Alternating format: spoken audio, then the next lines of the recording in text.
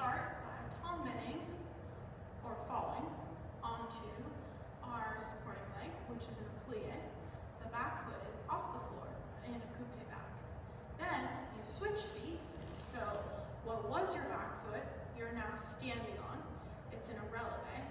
And the foot you were standing on is now off the floor in front.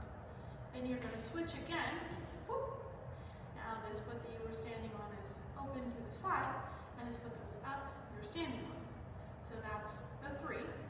And then you tombe down again, and that's the 1.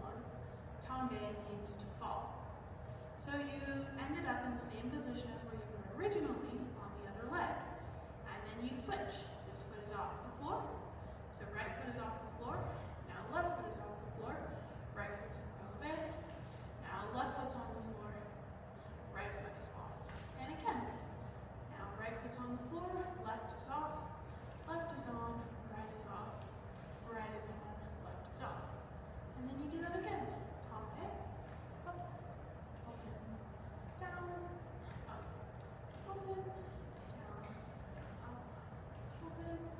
Down. Up. Open. Down.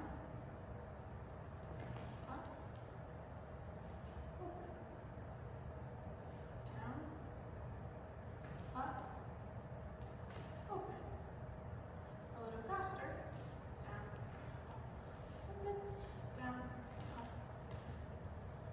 That is a balance set. Now,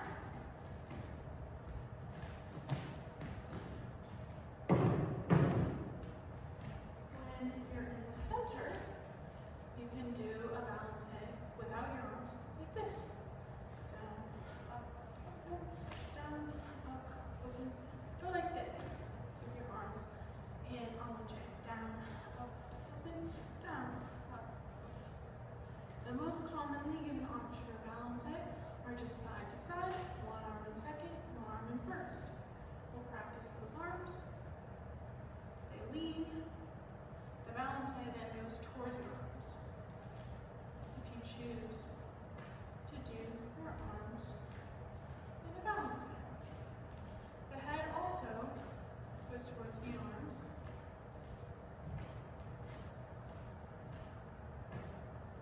And again, that head will be slightly tipped and slightly turned in the direction of your open arm. Your arm is in second, and you're traveling towards your